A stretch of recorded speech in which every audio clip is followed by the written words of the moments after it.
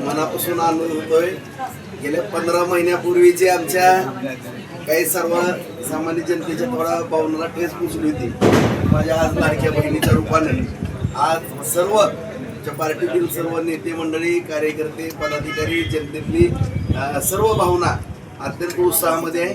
निश्चितपणे आता ताईने सांगितल्याप्रमाणे ज्या जनतेच्या आशीर्वादामुळे आम्ही सर्वजण आहोत, सर्वसामान्य जनता ज्यावेळेस आशीर्वाद देते त्यावेळेसच पदाधिकारी घडतो, लोकप्रतिनिधी घडतो आणि ते सर्व करून या बार्शी तालुक्यातील जनतेनं दाखवलेलं आहे। शहरातील आणि ग्रामीण भागातील त्या सर्व जनतेचे मनपूर्वक आभार व्यक्त करतो आणि आज ताईने या ठिकाणी पदग्रहण केलेलं आहे, त्यांना मी माझ्या वतीनं हार्दिक हार्दिक शुभेच्छा देतो।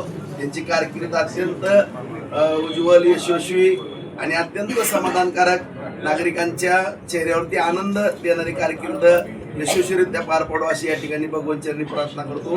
आणि कुठलीही अडचण या राज्य शासनाच्या, केंद्र सरकारच्या माध्यमातून येणार नाही। पूर्णताईच्या पाठीशी एक सख्या भावाच्या वरचा राजभाऊराव त्या ठिकाणी सर्व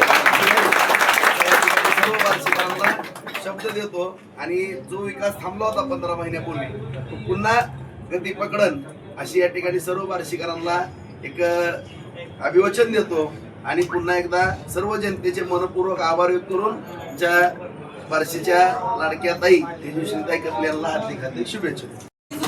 आशीर्वाद होती मला मताने इथं दिलेले खुर्ची निवडून, तर त्या खुर्चीचं मला आता मान राखून तुमच्या सर्वांची सेवा करायची आहे।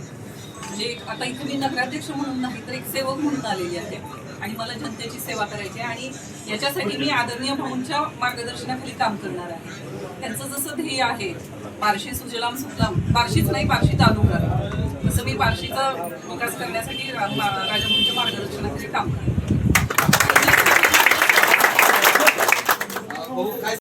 आयुष्यम आरोग्यम आनमयते दानं धर्म वसुं पुत्रलाभं शतसमुपत्सवामयो आयुष्मान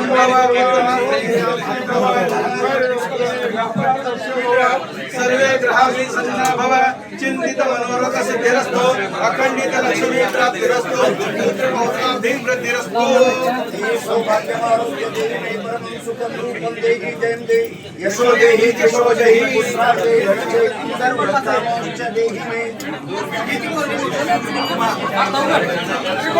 नमस्तस्यै नमस्तस्यै नमस्तस्यै नमो नमः।